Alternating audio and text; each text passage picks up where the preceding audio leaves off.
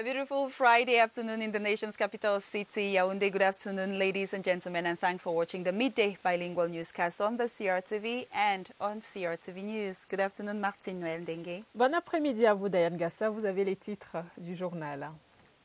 Grow, Nourish, Sustain is the theme for this World Food Day, celebrated every 16th of October in honor of the date of the founding of the Food and Agriculture Organization. It is a day which seeks to eradicate hunger in the world. And we will talk culture in this edition of the newscast with the winner of Biggie 237 reality TV show. Fonye Vanessa Telma will be our guest, and she will not only share her experience with our viewers, but also give us a hint on her projects.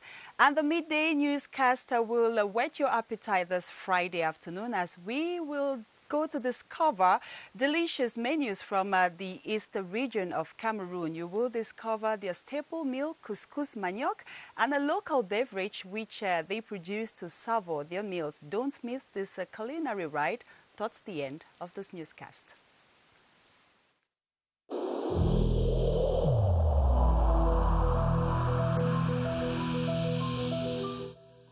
Le port du masque dans l'espace public restera obligatoire jusqu'à nouvel ordre.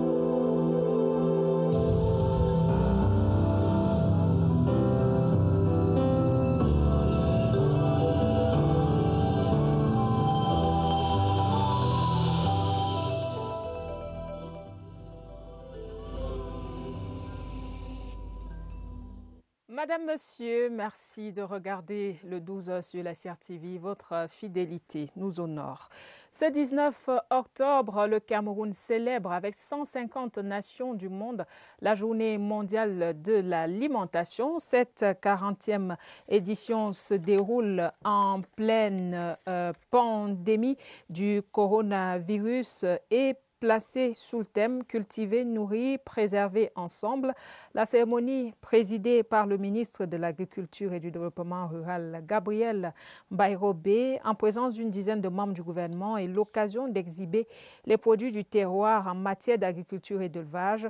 C'est également l'occasion de rappeler le deuxième objectif de développement durable, à savoir la faim zéro dans le monde à l'horizon 2030, et cette journée mondiale de l'alimentation qui se célèbre tous les 16 octobre est l'occasion également de rappeler quelle est l'importance et l'objectif de cette journée, et c'est Aminatou Bindoro qui nous en parle dans son reportage. C'est l'une des manifestations les plus suivies du calendrier des Nations Unies, la Journée mondiale de l'alimentation. La sécurité alimentaire est l'un des points essentiels de cette journée. Une journée pour élever les niveaux de nutrition à travers le monde et améliorer la productivité agricole. Elle vise aussi à sensibiliser l'opinion publique sur les problèmes d'approvisionnement et de distribution alimentaire. La journée se veut aussi d'améliorer la vie des populations rurales et de contribuer à la croissance de l'économie mondiale. Elle fournit par ailleurs une assistance aux pays qui modifient leur politique agricole afin d'aider les régions à sortir de la famine. Ce temps d'arrêt est dédié à la collecte de fonds pour soutenir des projets d'aide à la culture des plantes alimentaires et à la distribution des nourritures, des aliments, essence de la vie et le fondement de nos communautés. Les membres du comité de sûreté de l'aviation civile sont en conclave depuis ce matin à Yaoundé. C'est la toute première rencontre de l'année du fait de la pandémie à coronavirus. Les travaux que préside le ministre des Transports, Jean-Ernest Masséna, président du dit comité, sont axés sur la sensibilisation des riverains des aéroports qui mènent des activités dangereuses autour des pistes Le comité va par ailleurs revoir son circuit de sûreté au moment où la reprise des vols est attendue. Nous y reviendrons.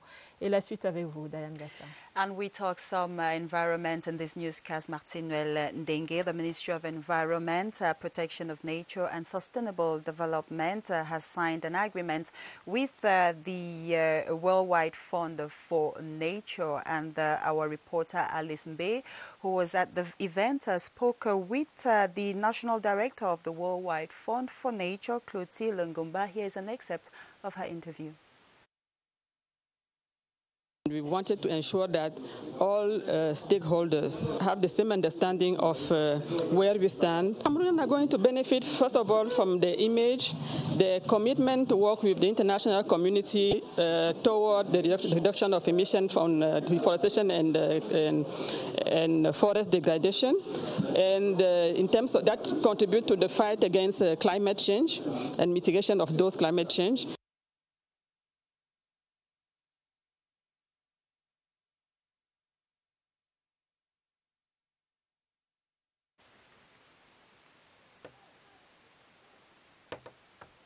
Thanks for watching the Midday Bilingual Newscast. Today, October 16, governments, NGOs and media and the general public are promoting worldwide the awareness and action to eradicate hunger and ensure healthy diets for all. Today marks the 75th anniversary of the Food and Agriculture Organization in a context of a global health crisis with tremendous consequences observed under the theme Grow, Nourish, Sustain. Our reporter Gladys Asu now puts the day into context. The United Nations Food and Agriculture Organization marked October 16 of every year as World Food Day in the year 1979. Initially, World Food Day was launched to commemorate the establishment of the Food and Agriculture Organization. Gradually, the day turned into a global event, creating awareness about food shortage and reviving food systems across the globe. As countries deal with the widespread effects of the COVID-19 pandemic, this year's event highlights how food and agriculture are an essential part of the COVID-19 response. World Food Day is calling for global solidarity to help all populations, and especially the most vulnerable, to recover from the crisis and to make food systems more resilient and robust so they can withstand increasing volatility, deliver affordable and sustainable healthy diets for all, and discern livelihoods for food system workers. As the second Sustainable Development Goal is focused on ending hunger, countries, the private sector and civil society need to make sure that food systems grow a variety of food to nourish a growing population and sustain the planet together. Thank you, Gladys Asu. And on to something else now. The annual meeting of the National Civil Aviation Security Committee is holding today in Yaoundé, presided over by the Minister of Transport, Jean-Ernest Masséna Ngalé-Bibehe. This year's session focuses on air security, review, full-scale security, exercise reporting, and a host of other topics. It is a forum to invite all actors of the sector to work in synergy to bar the way to the enemies of civil aviation. Our reporters will be giving you details in our subsequent newscast.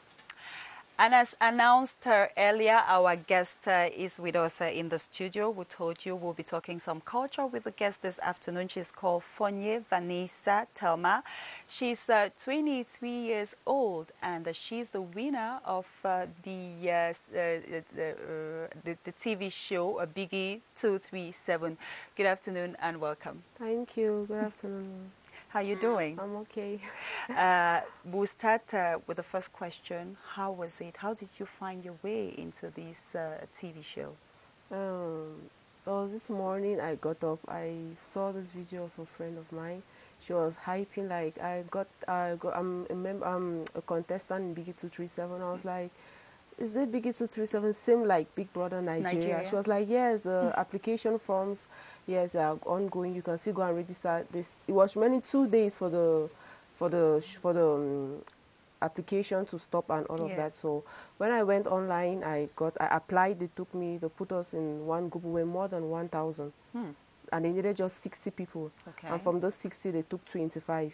And I was lucky to be among the 25 until I found myself. And what did they need what did they require from the contestants? What do you think you had that made you to be selected to be part of the contestants in the house? Okay, Biggie 237 is a panel. It's how to encourage talent. Anything you know how to do best. Is it singing, dancing, you're an actor, a writer? They were looking for talent to expose. Okay, I'm a makeup artist or a beautician. I'm a web actress. I'm a designer. I'm a vixen, a dancer. Wow. Multitasking there. Yeah. Now let's talk about your experience in the house. You know, not every Cameroonian had the opportunity of watching a Biggie 237. It's true, most of them now hear about the winner today.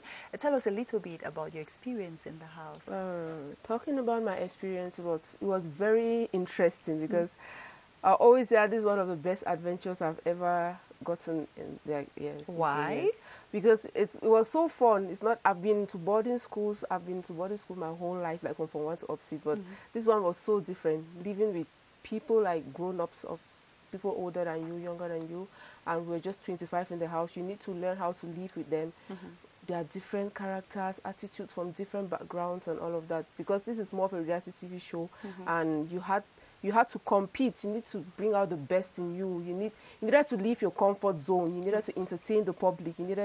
There was a lot required from you, unlike being in class and studying. And how different are you today? We want to understand, maybe you were not a shy person, because if you have to go for a reality TV show, you're definitely not a shy person.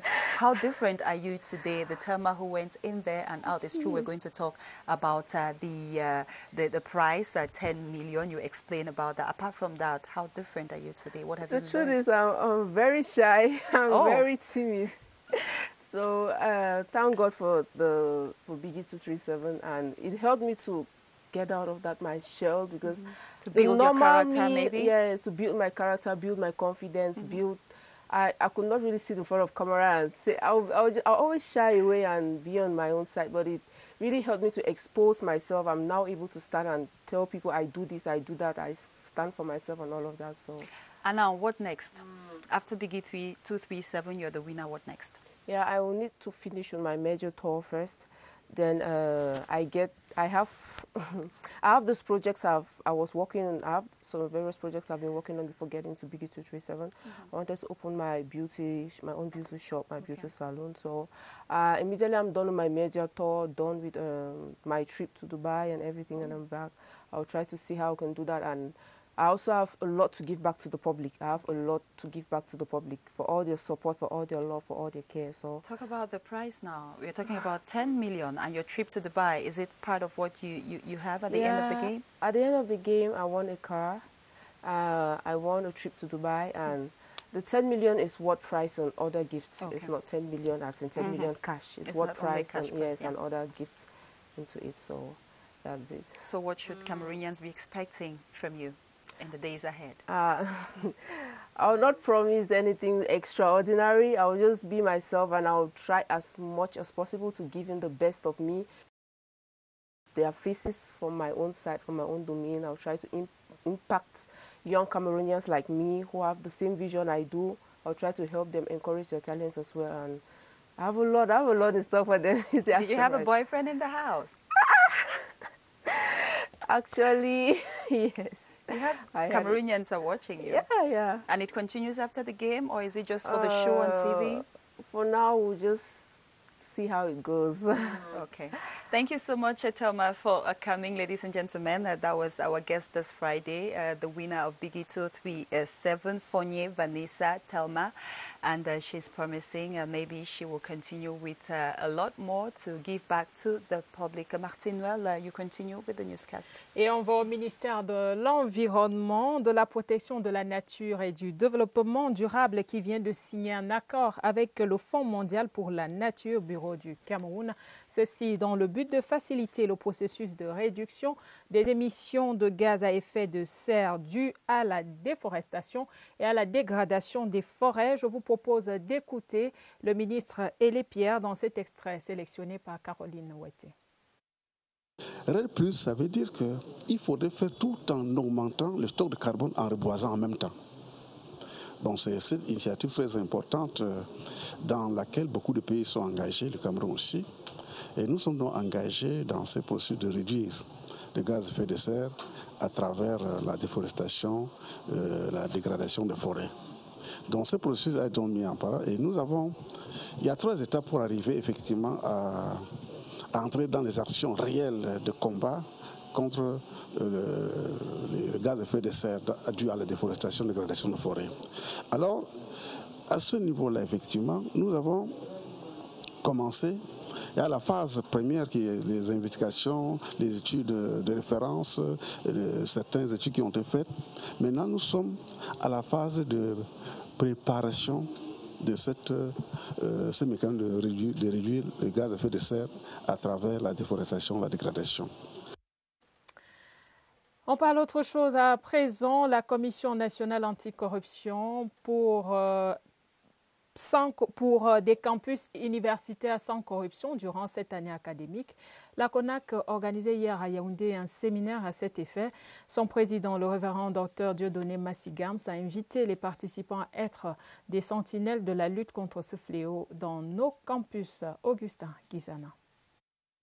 Ils sont issus de 8 universités d'État et de 42 instituts privés de l'enseignement supérieur, responsables en charge des finances ou étudiants membres des clubs d'intégrité. Le milieu académique avec lequel ils ont renoué fait face à des pratiques parfois peu orthodoxes. La CONAC leur donne l'occasion d'en savoir davantage. Tout premièrement, nous aimerions savoir comment est-ce que nous pouvons être en contact direct avec les membres de la CONAC, vu que parfois nous avons des difficultés pour dénoncer les cas de fraude, que ce soit en interne ou en externe. Parfois on leur demande des petites rémunérations pour accéder à certains services. La leçon inaugurale est dispensée par le président de la Commission nationale anticorruption. L'objectif ultime est de préparer les futurs décideurs à la bonne gestion des biens publics en faisant de chaque Camerounais et de chaque Camerounaise une sentinelle de l'intégrité ou tout simplement un ambassadeur de la lutte contre la corruption. Le séminaire de Yaoundé, qui bénéficie de l'expertise de la CONAC, a entre autres modules la présentation du concept d'intégrité, le rôle et l'attribution des clubs d'intégrité, les préparatifs de la campagne de sensibilisation sur les différents campus pour l'année académique 2020-2021.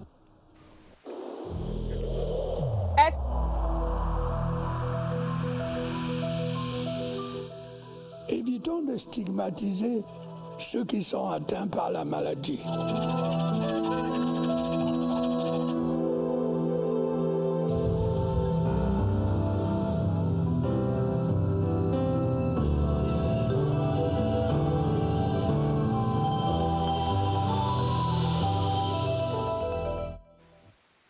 Madame, Monsieur, merci d'être avec nous. Les conseillers municipaux et les agents communaux de la mairie d'Obala dans la région du centre sont à l'école des performances. Ils prennent part depuis ce matin à un atelier de renforcement de capacité sur le thème « Le conseiller municipal face aux nouvelles dynamiques territoriales ». L'objectif est d'acquérir les outils nécessaires à une bonne implémentation de la décentralisation afin de garantir la bonne gouvernance à l'échelle locale. La formation est dispensée sous la houlette du maire de cette municipalité, Simon Pierre et Diba. Et on reste dans nos municipalités. Le maire de la ville d'Ebolova, dans la région du Sud, Daniel Edjo, est officiellement installé en ce moment par le préfet de la villa. L'événement est couplé à l'installation des maires d'arrondissement d'Ebolova 1er et 2e. Occasion pour nous de faire un zoom sur la cité capitale régionale du Sud. Non, on ne va pas faire un zoom sur la cité capitale régionale du Sud. On va retrouver Rose Olinga à la place des fêtes d'Ebolova pour l'ambiance de cette belle cérémonie. Rose Olinga, bonjour.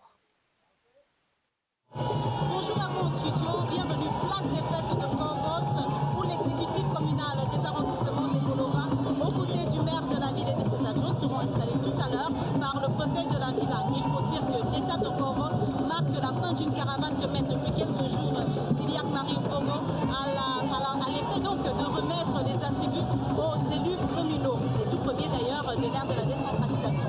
Ici, c'est la grande effervescence des populations d'Ebolova ainsi que les autorités administratives, religieuses et traditionnelles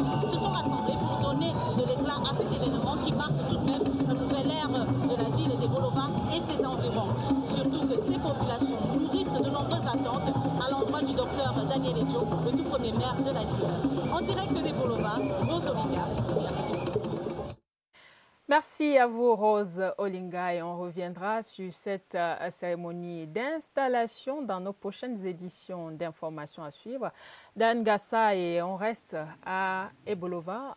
Non, la régie me fait signe qu'on va parler plutôt de cette campagne d'assainissement du spectre des fréquences radioélectriques qui sera bientôt lancée au Cameroun. C'est dans cette optique que des journalistes et promoteurs de radio ont été imprégnés aux enjeux liés à la régulation des fréquences radioélectriques. Les travaux étaient animés par des experts et des travaux qui ont pris fin hier sous la houlette du ministre des Postes et Télécommunications, Minette Libom Liliken. Le compte rendu de Irène Jana Fouda. L'univers des fréquences radioélectriques parcouru par les journalistes leur donne des leçons après l'éclairage des experts de l'ART et du ministère des Postes et Télécommunications.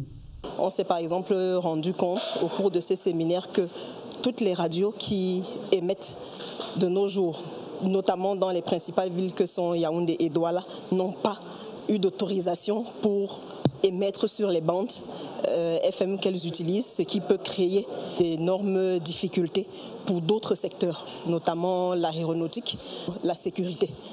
La régulation des fréquences radioélectriques vues sous tous les angles s'avère nécessaire. Actuellement, dans la ville de Yaoundé, par exemple, on devrait utiliser 20 fréquences pour être conforme à la norme, pour ne pas brouiller les autres secteurs d'activité, notamment le secteur aéronautique. Or, actuellement, nous avons 66 utilisateurs. Vous imaginez donc le désordre qu'il y a dans cette bande-là, les radios qui se brouillent entre elles, mais qui brouillent aussi des secteurs aussi sensibles que l'aéronautique. Quand il y a anguille sous roche, l'État, l'unique garant du spectre des fréquences radioélectriques, prend le quatrième pouvoir à témoin.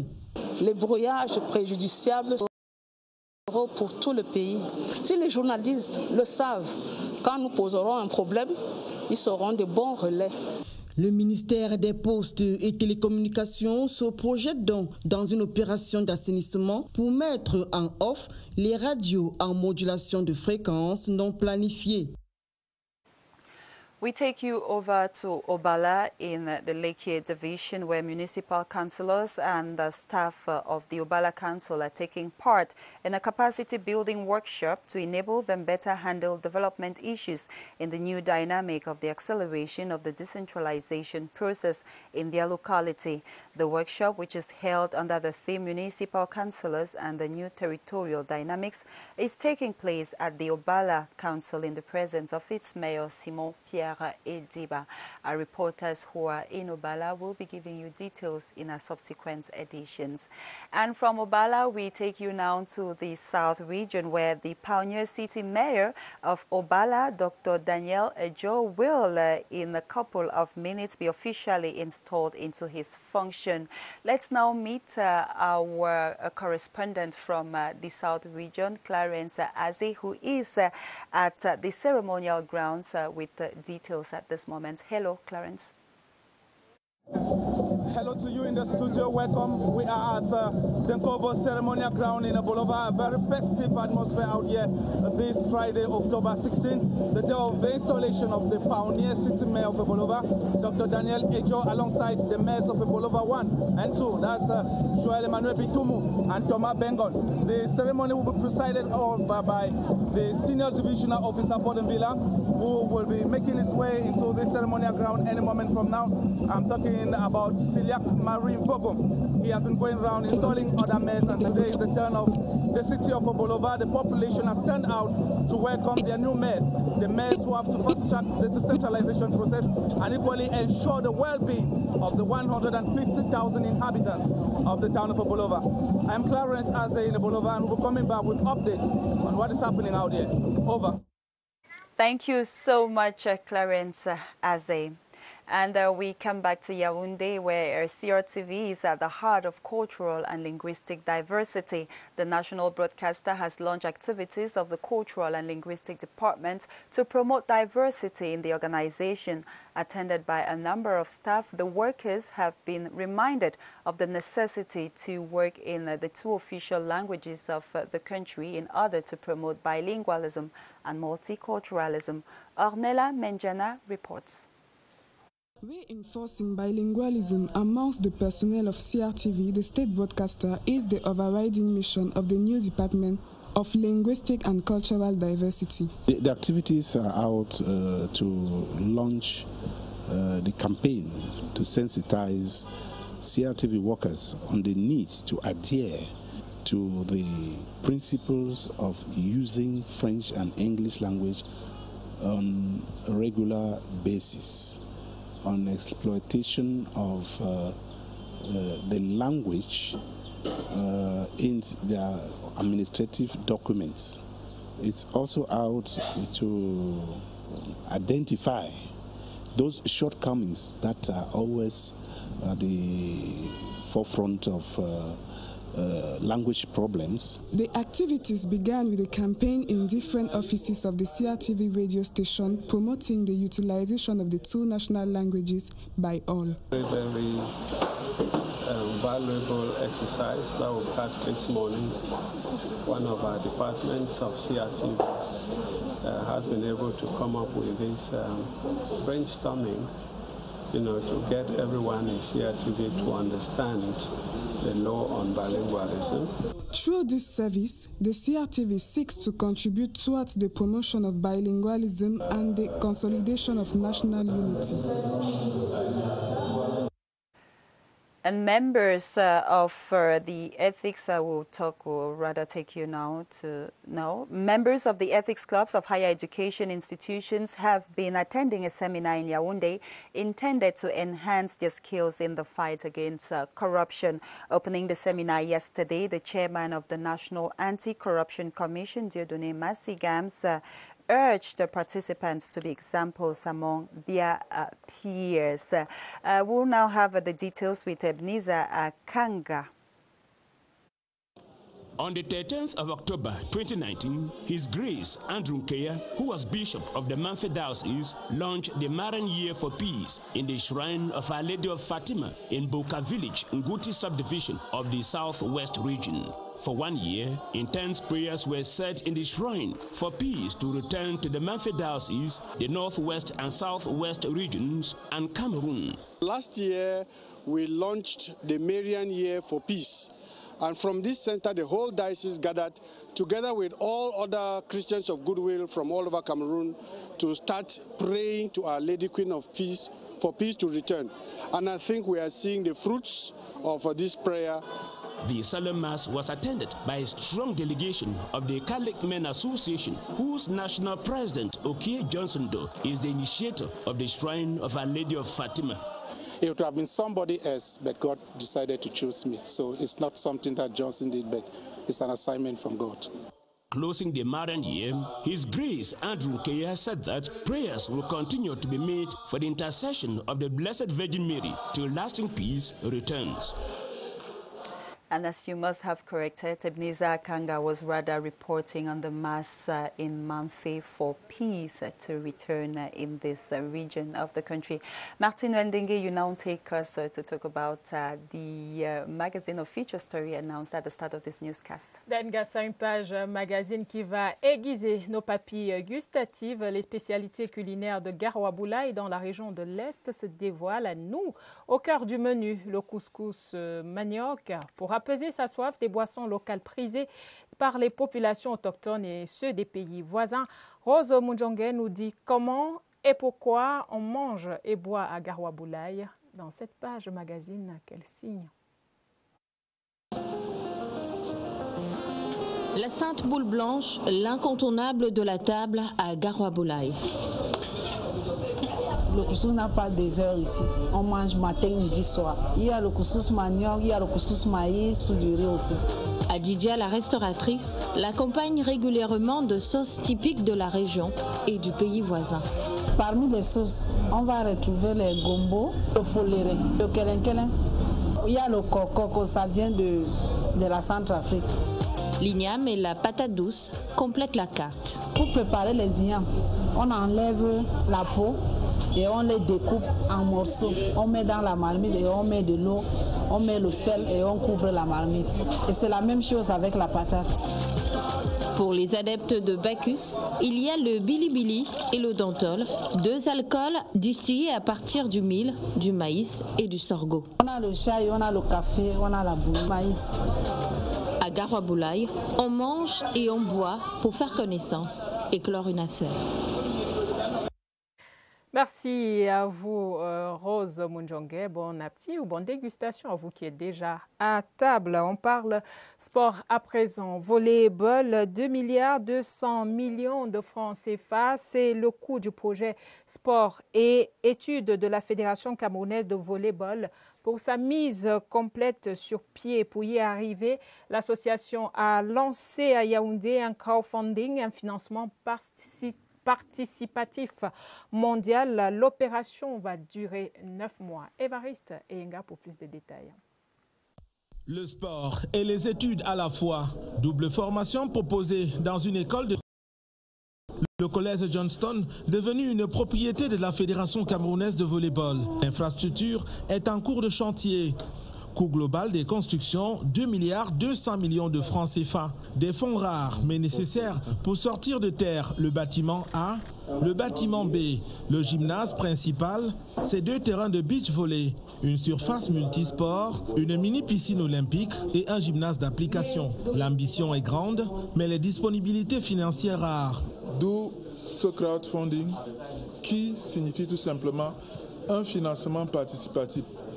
Nous attendons des Camerounais de bonne volonté de quoi acheter 1 kg de clous, un sac de ciment, une tôle.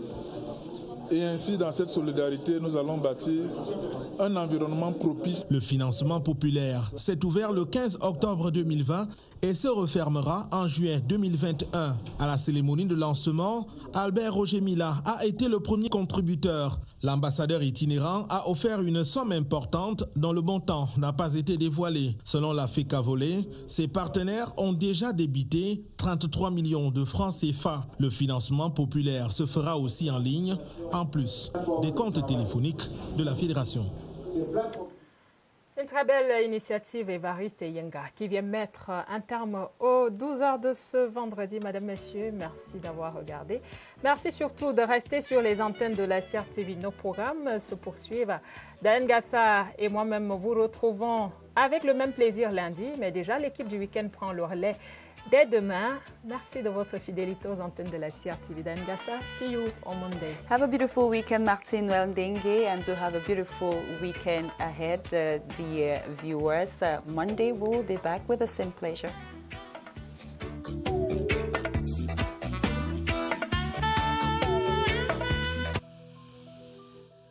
Évitons de stigmatiser ceux qui sont atteints par la maladie.